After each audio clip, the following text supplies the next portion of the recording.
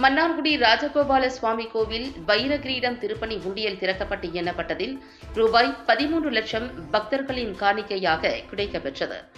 திருவாரூர் மாவட்டம் மன்னார்குடி ராஜகோபால சுவாமி கோவில் வைணவ ஆலயங்களில் புகழ்பெற்ற பழமை வாய்ந்த கோவிலாகும். இந்நிலையில் கோவிலில் உள்ள உண்டியல் திறக்கப்பட்டு எண்ணப்பட்டதில் ரூபாய் 13 லட்சம் பக்தர்களின் காணிக்கை கிடைக்கப்பெற்றது. இந்து சமய அறநிலையத்துறைக்கு சொந்தமான இக்கோவிலில் 10 உண்டியல்கள் வைக்கப்பட்டுள்ளன. இவை 6 மாதங்களுக்கு ஒருமுறை திறக்கப்பட்டு காணிக்கை எண்ணப்படுகின்றது. இதில் வைரகிரீடம் திருப்பணி உண்டியல் 2 ஆண்டுகளுக்கு பிறகு இன்று எண்ணப்பட்டதில் ரூபாய் 13 லட்சம் காணிக்கை கிடைத்தது. அறநிலையத்துறை நாகை மண்டல துணை ஆணையர் ராணி, கோவில் செயல் அலுவலர் மாதவன் முன்னிலையில் உண்டியல் திறக்கப்பட்டு எண்ணப்பட்டது.